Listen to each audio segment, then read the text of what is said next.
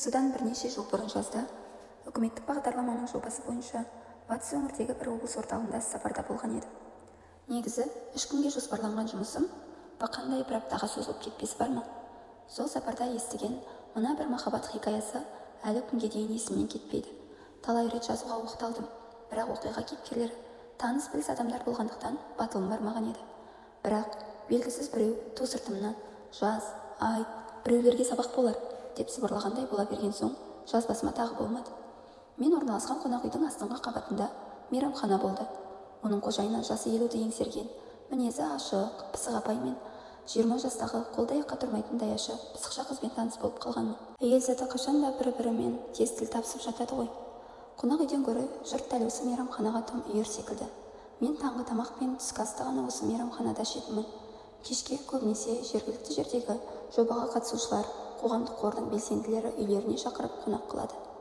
Қайтатын күні түсте қоштасу дастарханы ұйымдастырылып, мейрамханада тамақтанатын болдық. Жобаның облыстағы өкілі мен мейрамхана қожайыны екеуі сыныптас құрбылар болып шықты. Қожайын әйел менің ең жақсы көретін тамақтарымды арнайы әзірлетіпті. Сыныптастар өзара үй-жай, бала-шаға секілді ұсақ-түйек бірдемелерді сөз етіп отырды. Залда адам аз болатын. Сол сәтте орташа бойлы 50 жас шамасындағы бір ағай ішке енді. Осында бір апта болғанда жанарын бір нүктеге қадап алып отыратын, бір түрлі меншейіп қалған адамды осымен 4-ші рет көріп отырмын. Кіреді де бұрыштағы үстелге барып жайғасады. Ешкіммен сөйлеспейді, жан-жағына да қарамайды. Киім-киесі жинақы таза, әлде бір кезбе адамға мүлдем ұқсамайды. Бірақ түр-тұрбаты бір түрлі, мүлтиіп қалған біреу. Бір жолы алыстан келген болса керек, екі жігіт бұрыштағы оның отыратын үстелінде тамақтанып жатқан. Әлгі мөлиген кісі кірді де үстелді тоқпақтай айғай салды. Мейрамхана қожайыны әйел абыржып кетіп, ана екі жігітке жалынып, өзгелі үстелге отырғызып, мөлиген адамды орнына жайғастырып, бәйек болып жатқанын аңғарған едім. Содан бері сол үстелді мөлиген кісінің еншісіндегі орын екен деп білгенмін. Адам көп болсын, аз болсын, әлгі мөлиген адамға қожайын әйел міндетті түрде өзі қызмет көрсетеді. Байқалғаны, әлгі ағайдың тәрелкелері, кезесі, қасық шаншқылары да дербес. Осы жолда әдеттегідей қожайын әйел орнынан атып тұрды. Ас сусын апарып алдына қойды да, алжапқышының қалтасынан тарақ шығарып, оның шашын тарап берді. Оның бәрін ерекше бір ықыласпен, зор махаббатпен жасағандай көрінді. Онымен қоймай, әлгі кісінің киіміне жабысқан шөп шалаң ба, қылшық па екен бірдемелерді теріп тастап жатыр. Оған мән берген мелши жоқ. Тамағын қасықтап жеп отыр. Жергілікті өкіл апай оларға қарап отырып терең күрсінді. Мен де оның кім екенін сұрап үлгердім. Зақымдалып, осындай күйге түсіп қалған бейшара. Қожайын апайдың туысы ма? Жоға. Қожайын әйел келген соң мен былай дедім. Сіз мейірімді жансыз апай. Қазіргі заманда сіздей адамдар сиреп кеткен. Қожайын әйелдің жүзінде қуаныштың ізі байқалмады. Өңі бұзылып, қызарып кетті. Сөйтті де ас-су қамымен тұрып кетті.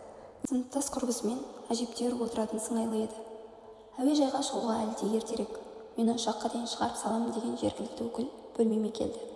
Ол әйел табысты жұмысы үшін маған өте разы хош еді.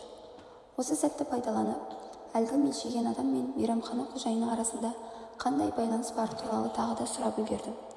Жергілікті өкіл былай деді. Сол адам Сәуле үшеуміз 10 жыл бойы қатар оқып, бірге мектеп бітірген бір жылдың түлектеріміз. Оның аты Дүйсен, бізбен қатарлас сыныпта оқыды. Оқу өздігі, басы қатты істейтін бала болды. Сәуле екеуінің арасы өте жақын еді. Оның ұлғайған кезін көріп отырсың ғой. Бұл жеткен кезіндегі Сәуленің сұлулығын айтсаңшы. Мен ол екеуінің махаббатқа толы ыстық хаттарын таситынмын. Не бір керемет сөздер жазады ғой ол кезде. Мектеп бітірген соң Дүйсен Ленинградқа оқуға түсті. Сәуле Алматыдағы политехникалық институтта қалды. Маған бұйырғаны сауда техникумы болды. Тамыз айының соңына қарай Дүйсенді шығарып салатын болып, Алматыға қайтадан келдік. Біз дегенде ол екеуі ғой, мен жай атқосшы болып шауып жүрмін. Бір-бірінің қолдарынан тас қып ұстап алған, айырылатын түрлері жоқ. Ол кезде қазіргі жастардай тас қып құшақтау, былш-былш сүйісу деген онша жоқ заман ғой. Кешікпей сабақта басталды. Мен бір досымның үйіне тоқтағанмын. Сәуле политехтің жатақханасына орналасты. Үй мен жатақхана арасы жақын. Таңертең, кешке екеуміз жиі жолығамыз. Ол апта сайын Дүйсеннен хат алады. Екеуміз басымызды түйістіріп алып бірге оқимыз. Мен Сәулеге жатып кеп қызығамын. Неткен керемет сөздер, қандай ыстық махаббат дегендей. Мәңгілік өшпес махаббат деген осы шығар деп қоямын. Мен қатты қызыққаным болмаса, Сәуле аса мән бермейтін сияқты. Сөйтіп жүргенде жарты жылдық сессиядан кейін сәулешім ұзынтұра біреуді тауып алды да менімен кездесуді сүйретті. Бірге хат оқитын дәуреніміз де өтіп кеткендей. Бір жолы менің төзімім таусылып, Дүйсеніміз қайда десем, бар ғой, қайда кетер дейсің. Тіпті мән бермейді де. Хат келіп тұр ма? Келіп жатыр ғой. Ана ұзынтұрасы да әп-әдемі жігіт, бірақ менің оған жыным келе береді. Қазмудың 3-ші курсында оқиды екен. Жазғы каникулда туған жерімізге табан тіредік. Дүйсен де Ресейдегі оқуына келіп жетті. Келе сала Сәулеге барған. Сосын менімен жолықты. Өң-түс жоқ, әбден ұнжырғасы түсіп кеткен. Маған бір бума хат көрсетеді. Әрине, Сәулеге жолдаған махаббат хаттар ғой. Хаттарды қайтара отырып, мен басқа жігіт таптым. Сен өз өміріңді ойла. Мені мазалап әуре болма, хош аман бол, деген көрінеді. Менің жылағым келді. Екеуміз бірге отырдық. Мен Сәулемен сөйлесіп көруге уәде бердім. Бірақ Сәуле маңына жолатар емес. Менің аяғым ауыр. Сен оған айтпай-ақ қой. Сен ұзынтұра деп атаған жігітке тұрмысқа шығамын дейді. Бұдан кейін еш нәтиже шықпасын әбден түсіндім. Дүйсенге келдім.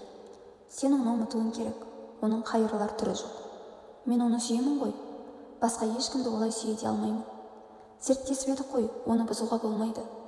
Иә, солай ғой, деуден басқа менде айтар сөз табылмады. Жаз бойы бейшара Дүйсен, Сәуле қайда барса, сол маңды торуылдаумен болды. Ештеңе айтпайды. Жай соның маңында ғана айналсықтап жүргені. Таңертең ерте келеді де, Сәуленің үйінің ауласында тұрады. Қабағы түйіліп, мұң торлаған бір бейбақ. Әлсін ауыр көрсініп, өң түстен де айырылып біткен. Ал Сәуле оның қарасын көрсе болды, безіп кетеді. Тышқан мен мысық болды ғой. Ауланың балалары бірде жабылып, Дүйсенді оңдырмай сабапты тастады.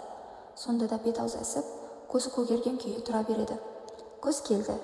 Әлгі Дүйсен оқуына кетпеймін деп қиғылық салды. Өзі әбден арықтап бітіп кеткен. Ол кезде әкесінің көзі тірі еді. Ұрсып та, жалынып та көрдік, көнбейді. Ақыры мен қалалық әкімшілікте жоғарғы лауазымды қызмет атқаратын ағама айтып, зорға дегенде жібердік. Біз де оқуымызға оралдық. Күзгі еңбек отрядынан оралсам, әлгі Дүйсен біздің оқу корпусымыздың алдында тұр. Сен қайдан жүрсің десем, Ресейден қайтып келдім. Академиялық рұқсат алдың ба? Жоқ. Оқуымды тастағаннан саумысың? Ол үндемеді. Мен біраз ұрсып оны қолға алдым. Оның болмайды. Сәулені ұмыт. Дүниеде өзге қыз құрып қалды ма? Оның енді жігіті бар. Өз жайыңды ойла. Жігіттік намысын қайда? Дегенде бірдемелер айтқан болдым. Ол үнсіз мелшиіп тұрды да кетіп қалды. Бірде Сәулемен жолыққанда оған айттым. Ана Дүйсен оқуын тастап келіпті ғой. Иә, сөйтіпті. Біздің корпустың маңайын торғылдай береді. Құрысыншы, ондай ынжық неменің маған не керек бар? Оны солай еткен сенсің ғой. Адамды аяуды білмейтін тас жүрек екенсің, дедім мен ашуын ұстай алмай.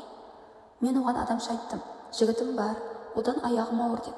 Тіпті пысқырмайды ғой, сені қандай жағдайда да жақсы көремін, дейді. Есінен адасқан шығар. Сәуленің жүріп жүрген әлгі ұзынтұрасы Дәурен, Қазмуда студенттер кеңесінің төрағасы, арнайы стипендиат, компартия мүшесі, сол тұстағы сұмдық лидер әйтеуір. Онысын қолтықтап алып, студенттер қалашығында арлы-берлі жүргенін көрген талай қыздың ішінде қызғаныштың қызыл иті қыңсылаған шығар. Сәуле бақытты қыз. Жігіттің төресі боларлықтай ерлерді өзіне табандырып қоятын тылсым қасиеті бар. Дүйсеннің хаттарын ойласам жаным ашиды. Маған ондай хат тұрмақ, бір сөйлем арнаған тірі жан болсайшы. Сол кезде Сәуле Дәуренге тұрмысқа шықты. Отбасылық жатақханадан орын алды. Сәуле мен ішінде қол жетпес арманға айналды. Бір жолға таяп қалғанда Сәуле мені өзі іздеп келді. Тұрмыс қалай? Дедім. Бәрі жақсы, бірақ әлгі Дүйсен әбден жүйкеме тиіп бітті. Түн ортасында тұрып қарасам да, біздің терезенің астында салпиып тұрғаны. Мен Дәуренге бар шындықты айттым. Онымен барып сөйлесті де. Келген соң маған айтқаны. Анауыңа сөз шығындағаннан еш пайда жоқ екен. Енді оның қарасында көргім келмейді. Сен оған жақсылап тұрып айтшы. Мен шын жақсы көретін болса, бұдан былай мазамды алмасыншы деп жылады. Мен Дүйсенге жалынып та, ұрсып та айттым, жауап қатпады. Үнсіз тыңдап тұрады да, адам шошырлық қатты күрсінеді. Кейде бір түрлі жымиып күлгендей болады. Сөйтеді де үн-түнсіз кетіп қалады. Біршама уақыт хабарсыз кетті. Мен де оның өз жөнін тапқан шығар деп жүргенімде, желтоқсан айының соңында Дүйсеннен бір хат келіпті. Шекара заставасында әскери борышын өтеп жүргенін жаза келе. Сенен қатты өтініп сұрайтыным, маған Сәуле туралы жиі жазып тұршы. Қазір қалай? Оның іші үлкейді ме? Бетінде сепкіл бар ма? толғақ болып ауырып қалмады ма екен? Сен бәрін жаз. Алматыда күн суық шығар. Тоңып жаурап қалмасыншы. Көже тайғақ болса жығылып сүрініп қалмасыншы дегендей бірдемелер жазған екен. Оған аяушылық танытып, ол не сұраса мен бәрін жазып жүрдім. Менікі не әурешілік десеңші. Апта сайын Сәуленің үйіне барамын. Не көрсем бәрін Дүйсенге жазамын. Ал Сәулеге ләм-мим деп ауыз ашпаймын. Ол да Дүйсен туралы ауыз ашпайды. Қаңтардың аяғында Сәуле босанып, ұл тапты. Күйеуінің қуанышында шек болмады. Университеттің студенттер кеңесінің мүшелері перзентхананың алдында барып, сап түзеп Сәулені гүлмен көмкере жасады. Ауылдан әке-шешелер келді. Бір отбасы немерелі, келесі жиенді болғандарына қуанысып жатты. Ал Дүйсеннен келген хаттың мазмұны ұлы кімге ұқсайды? Сәуленің өзіне тартқан болса екен, аман-есен қол-аяғына бауырына алған шығар. Мен үшін ұлын да өзін де сүйерсің дегендей болып келеді. Мен де айтқанын бұлжытпай екеуін 2 мәрте алма кезек сүйіп қоямын.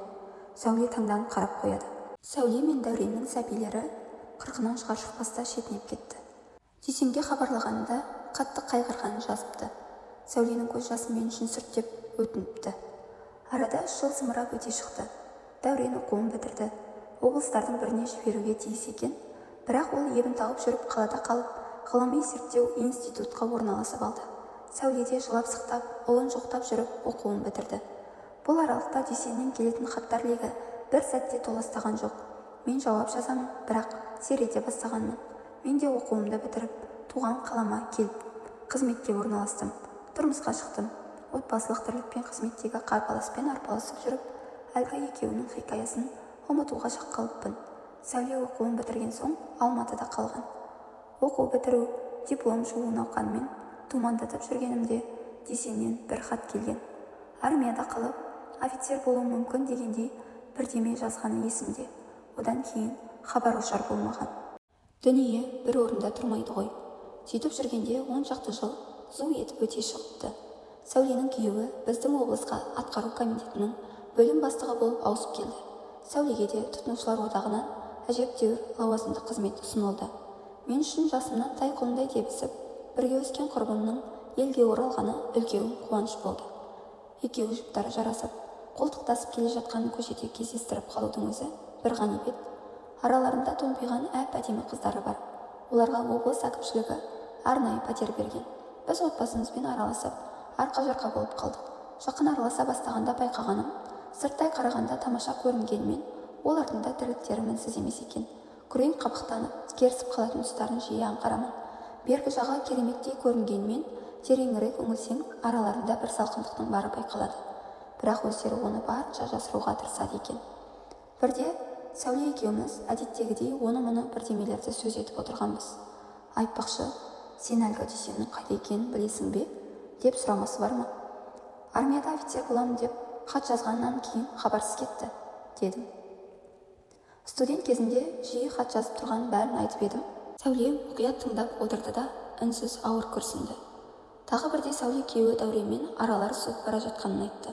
Ол ғылыми зерттеу институтта бөлім меңгерушісі болып тұрғанда бір лаборант қызбен әуейі болған көрінеді. Кейін олардың хикаясы ұжымда әшкере болып, мәселе партиялық іс-шараға дейін насырға шапқан екен. Ол кезде компартия ұйымдары лауазымды қызметкерлердің отбасылық, моральдық, ішкі тірліктеріне араласатын заман еді ғой. Партиялық шара қолданудан құтылу үшін провинцияға ауысуларына тура келген екен. Өмір өзен өз ағымен алға жылжып, тағы 5-6 жыл өте шықты. Мен құрбымның да, оның жолдасының да қызметте өсуін күтіп жүретінмін. Ал олар өсу емес, құлдырау жағына қарай ойыса берді. Дәурен ішімдікке тым әуес болып кетті. Отбасылық театр актрисаларымен былыққаны әшкере болып, мәселесі партия комитетінде қаралған екен. Ақыры оны кәсіптік техникалық училищеге оқытушы етіп лауазымын төмендетті. Дәурен сол жерде де тыныш жүрмей, училищеде оқитын шәкірт қызымен жүріс жүргені әшкере болды. Ол заманда мұндай теріс қадамды ұжым болып, ел-жұрт болып қатты сөгетін. Дәурен жұмысынан шығып, өзінің туған қаласына бір жола қоныс аударып кетіп қалды. Сәуле 30-тың бел ортасына келгенде бастауыш сыныпта оқитын қызымен қалды. Тұрмыс тіршілігі тәуір болды, еш мұқтаждық көрген жоқ. Жоғары білімді, қызметі бар әйел ғой. Бірақ жалғызбасты жас әйелге қайдан оңай бола қойсын. Сөз лақтырып, айналдырғысы келетін, түн ортасында есігін қағып, бұралқы төбетше қыңсылайтын еркектер маза бермейтін. Анда-санда оңаша отырып сырласамыз. Бірде ол: мен Дүйсеннің алдында кінәлімін. қатты ренжіттім. Оның қазір қайда жүргенін де білмеймін. Іздемесем қайда екенін табуым да мүмкін емес шығар. Осында бір туысының үйі бар, сұрайын десем ыңғайсызданамын. Сен біліп бере аласың ба? Деді. Мен барып әлгі туысымен сөйлестім. Дүйсен оңтүстік жақта бір шаруашылықтың басшысы екен. Үйленген, тұрмысы жақсы көрінеді. Өстіп жүргенде 70 жылдан астам дәуірлеген кеңестік жүйе ыдырап, еліміз тәуелсіздік алды. Көп дүние өзгерді. Өмір тауқыметі сәулені де өзгертті. Жекешелендіру басталған тұста өз мекемесінде шофер болған Бәкей деген жігітпен бірлесіп, қаладағы ең ірі сауда орнына иелгетті.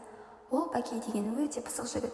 Компартия билеген қатал режим кезеңінің өзінде сауда-саттықпен айналысып, алып-сатар делініп, елді шулатып жүретін. Қоғам өзгергенде атақты бизнесмен болып шыға келді.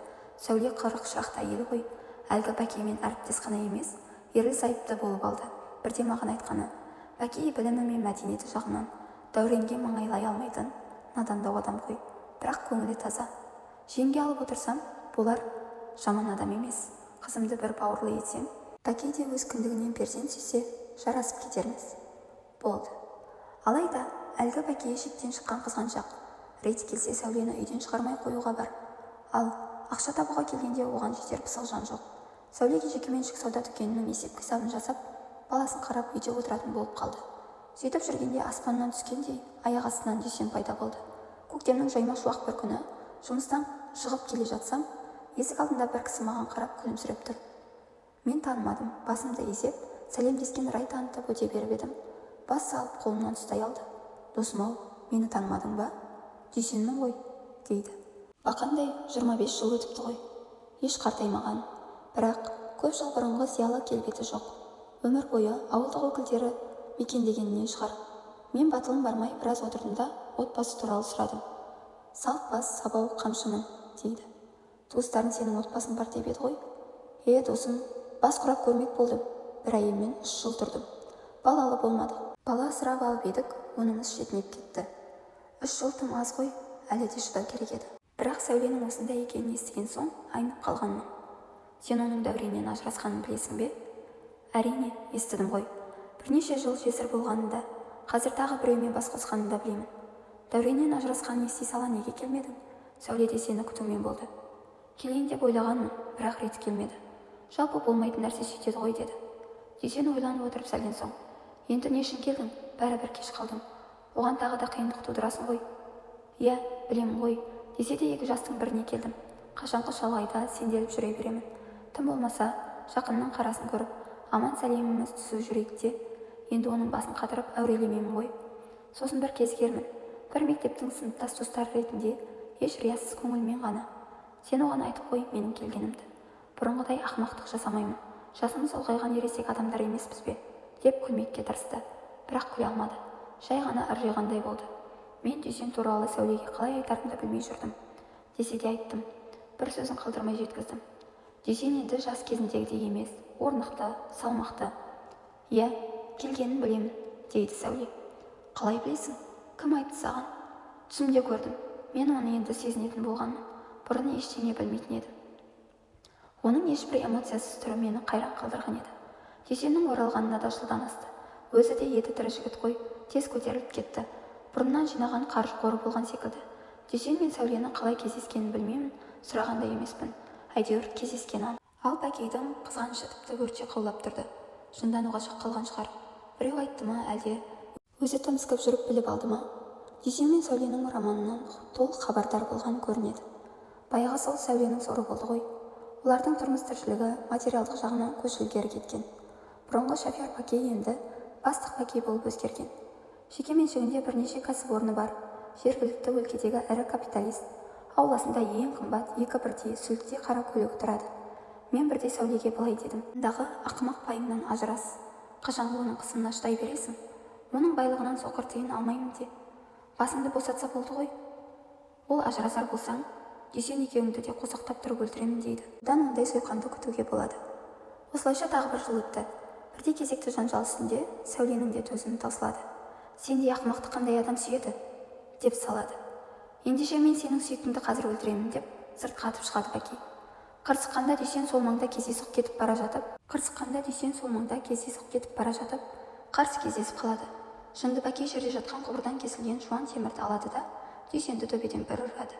Сәуледе жүгіріп шығып, жерде қан жоса боп қимылсыз жатқан Дүйсенді бас сал. Қан жер, мені де қоса өлтір, деп Бәкеге айғайлаумен ғана болыпты. Қолынан басқа не келер дейсің? Дүйсен жансақтау бөлімінде 3 тәулік бойы ес-түссіз жатқан. Астанадан білікті дәрігер шақырылып, бірнеше рет ота жасалады. Емхана төсегіне жылдан астам таңылды байғұс. Сәуле сол күні 2 қызын алып үйінен біржолата кеткен. Дүйсенде жақын жанашыр адам да жоқ еді. Сотқа арызданғанда ешкім болмады. Полиция Бәкейді бірнеше күн қамауда ұстады да, кейін босатып жіберді. Талап арыз берген күннің өзінде қалталы әрі лауазымды адамның құтылып кетері басы ашық әңгіме ғой. Бәкейден ажырасқанда Сәуле сотта: қызым үшін бір ғана баспанаңды аламын, сенің өзге арам ақшаңның да мүлкіңнің де қажеті жоқ, деп айғайға басыпты.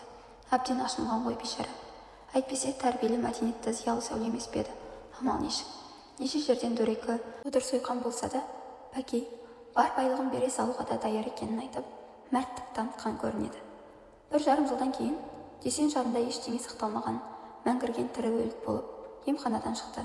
Сәуленің оның апармаған елі, қаратпаған дәрігер қалған жоқ. Тіпті ел ішіндегі емші-домшы қысыларды да түгендеп шықты. Еш шипа табылмады. Содан бері осы мейрамхананы жалға алып, тұрмыс кешіп келеді. Тағдырдың жазғаны ғой, не шара. Дүйсеннің есі кейде кіре ме, әлде уақытша болса да тани кете ме? Сәуленің 2 бетін алақанымен қысып алып, түріне ұзақ қарайтыны бар. Ондай кезде ағыл-тегіл жылайтын, Сәуленің соңғы кезде көз жасы да таусылған секілді. Дүйсен мейрамханаға өзін көргенде тамақ ішуге ғана келеді де, қарнысы тойған соң кетіп қалады. Сосын қайда болса сонда бет алды жүре береді. Қарны ашса ғана мейрамхананы табады. Бір ғана орында отырып тамақтанады. Сәуле жұмыстан соң оны табаны таусылғанша іздеп жүріп, үйіне апарып ұйықтатады. Дүйсен өте ашуланшақ болып кеткен, адамдармен сөйлеспейді. Көшеде кетіп бара жатып, өзінен өзі бірдемелерді сыбырлап кете береді. Бейне бір біз білетін Дүйсен баяғыда о дүниеге кетіп, оның құрсілдерін сүйреткен өлігі ғана қалған секілді. Ал Хадишажан уақыт болып қалды, кетейік. Қайдағы бір мұңлы тарихты қозғап, сені жалықтырып жіберген жоқпын ба? Жоға, ол не дегеніңіз апай? Әңгімеңіз тартымды. Өзімде білгім келіп еді. Аянышты тарих екен. Бәлкім жас қыздарға сабақ болар. Айта жүргеніңіз дұрыс қой деген едім. Сол жолғы іс-сапардан бері де табаны күректей 10 жыл атқан оқтай сымырап өте шығыпты-ау.